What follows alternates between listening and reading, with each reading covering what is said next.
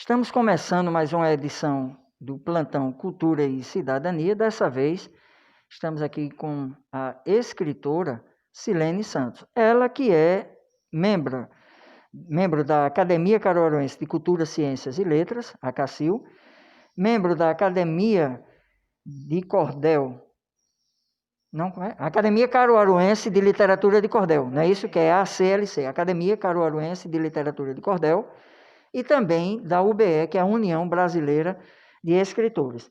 E ela vai contar aqui para a gente um pouquinho essa sua trajetória, né, no mundo literário. Silene, primeiro eu queria que, antes de falar sobre sua primeira obra, né, que foi adaptada para a literatura de cordel, que é uma releitura da história do clássico de Branca de Neve, que você falasse como é que nasceu esse dom, né, pela escrita, essa vontade de escrever. Se já veio naqueles diários, né, desde criança, adolescente, ou foi algo que despertou em você um pouco depois. E aí, já nessa resposta, você já fala para a gente também como surgiu essa primeira obra de Branca de Neve. Bom dia, Paulo, e a todos.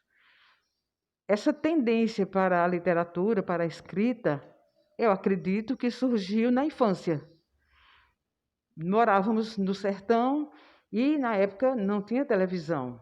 Talvez alguém tivesse rádio. Então, como eram os nossos serões? À noite, quando o meu pai chegava do trabalho, colocavam cadeiras na calçada, ou tamboretes, deveria ser, e íamos ler cordel. Quer dizer, os vizinhos, papai, lia cordel, e eu achava lindo, aquela beleza. Havia cordéis que me faziam chorar, às vezes até eu sonhava com histórias do cordel. Então, naquela época, era nossa diversão. E na própria escola, eu já gostava de recitar poemas. Eu tenho um poema que há 60 anos está memorizado, que foi na minha infância, na escola, que eu recitei. Foi minha primeira recitação. Então, a tendência para o cordel veio da infância, para a leitura no sentido no geral, não só o cordel, outros tipos de leitura também, como crônicas, o próprio poema tradicional, sem ser de cordel.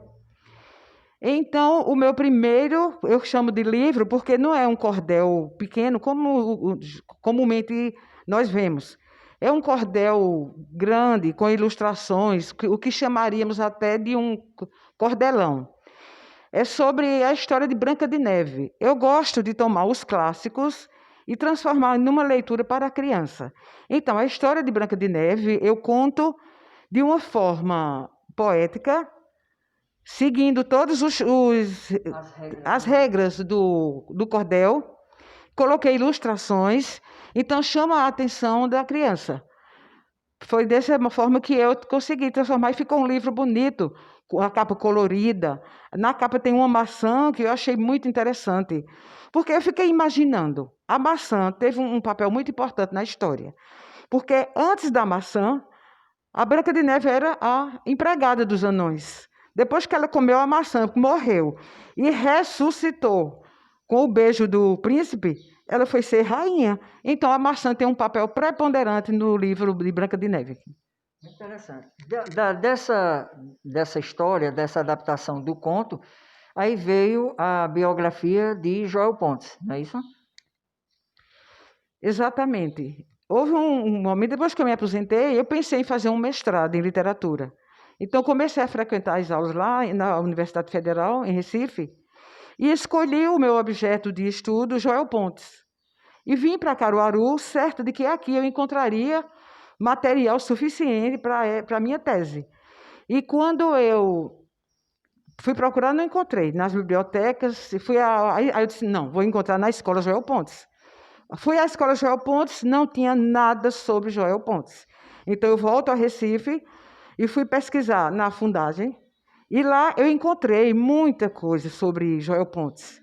Então, com o problema de saúde, eu não pude continuar o mestrado, mas Joel Pontes não saiu da minha cabeça. Então, eu resolvi escrever uma parte da biografia de Joel Pontes, que é mais voltada para o teatro, que ele era um amante do teatro e fez muito pelo teatro em Pernambuco.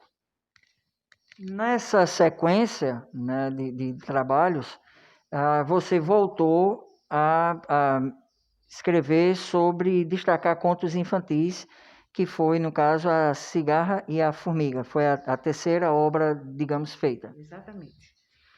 Então, eu continuei o meu trabalho voltado para a literatura infantil.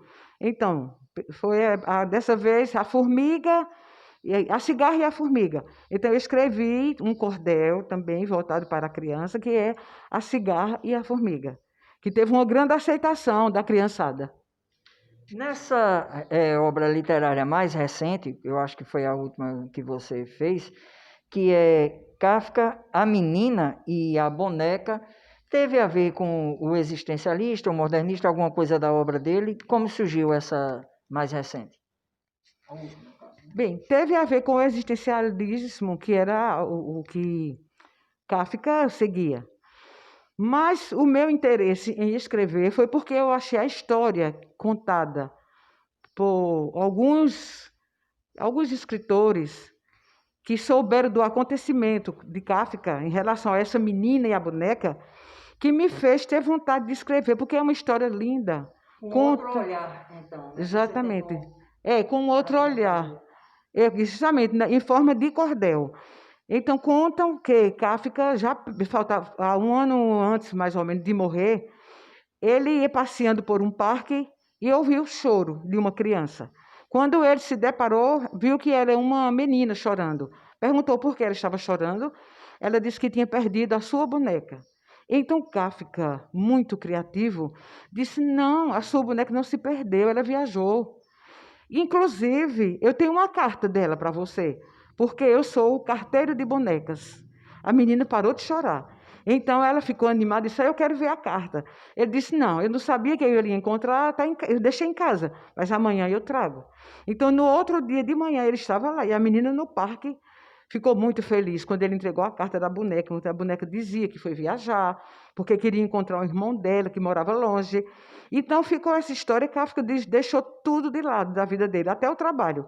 Teve problema até com a esposa, que disse que ele não fazia mais nada. Trancou-se na sua sala de leitura e ficou escrevendo. Todos os dias ele escrevia uma carta para a menina, dizendo ser da boneca. Até selos, ele colocou selos nos envelopes dos países onde a boneca dizia que estava. Então a esposa dele disse: você tem que terminar essa história. O que é que ele fez? Comprou uma boneca, colocou numa caixa e escreveu a última carta da boneca da menina. A boneca dizia que não voltaria mais, porque tinha se casado, e mandou de presente para a menina aquela boneca. Aí eu achei essa história belíssima. Então, por isso que eu transformei em cordel. Maravilha. Essas obras anteriores, né, que já estão prontas, de modo físico, no caso, se quem está nos assistindo se interessar para ler, para acompanhar, ou até mesmo para comprar, tem algum local disponível para isso? Podemos encontrar na Academia Caruarões de Literatura de Cordel, todos estão lá.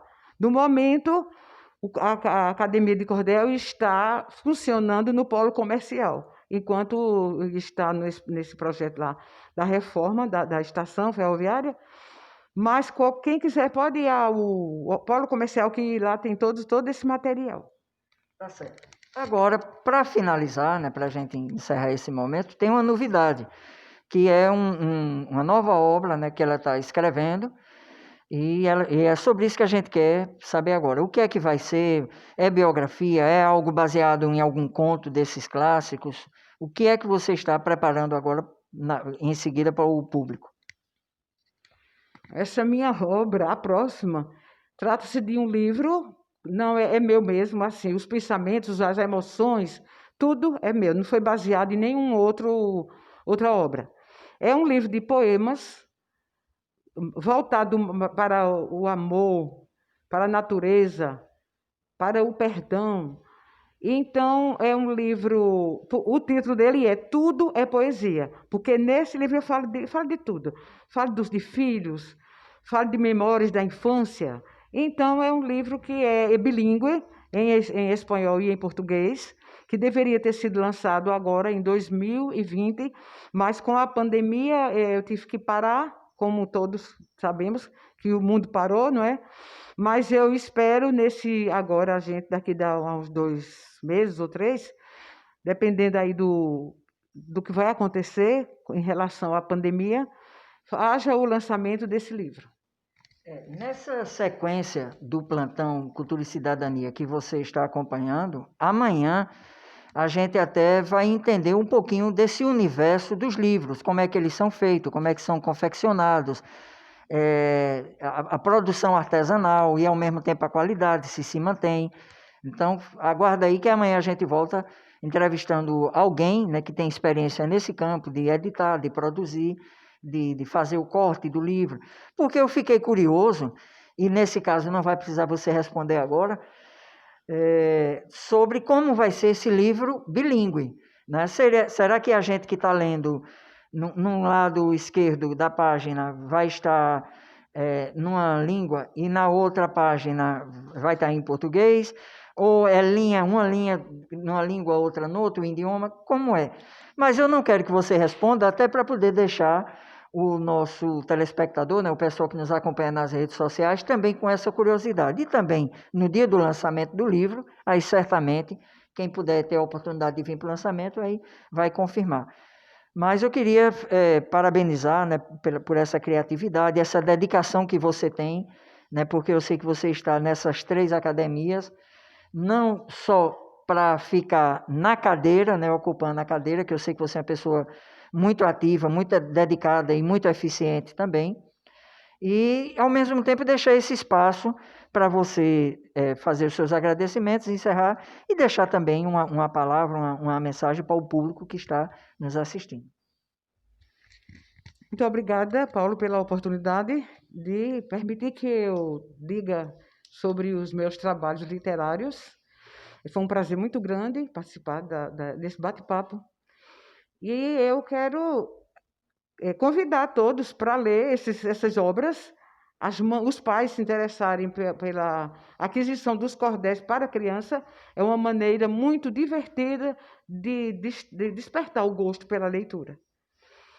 E convido para o lançamento do livro, que está se preparando, e no momento vocês serão avisados. Muito obrigada. Obrigado, Silene. Então, até o próximo plantão Cultura e Cidadania.